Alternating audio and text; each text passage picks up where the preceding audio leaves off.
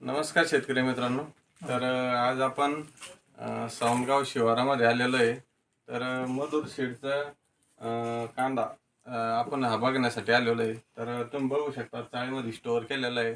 तर आपण सर्वप्रथम शेतकरी राजाचा परिचय जाणून घेऊया. तर भाऊ नमस्कार. तर सर्वप्रथम आपलं नाव, मोबाईल नंबर आणि गाव सांगा. भारत गोरखनाथ धुळे.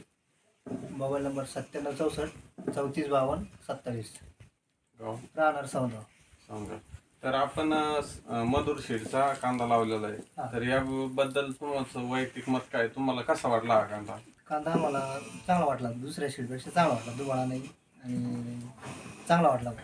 तुम्ही याच्या मागे दुसराही दुसरा पण लावलेला आहे. केला. तर त्यामध्ये आणि याच्यामध्ये काय फरक वाटला? फरक वाळा असा वाटला याच्यात दुबाळा आणि म्हणजे चोपडं सगळं सरसकट सारखं आहे मला. सारखं होणार. तसं तो जे थोडंफार असा बरोबर. ते म्हणजे एक सारखेपणा असतो आणि दुबळका जो असतो तो कमी निघतो. निघतच नाही. निघतच नाही, दुबाळा निघतच नाही. निघतच नाही. निघतच नाही. बरं, आता तुम्ही हा स्टोअर केलेला आहे. हा. तर तुम्हाला इतरच्या याच्यामध्ये स्टोरेज याच्यामध्ये कसं वाटलं?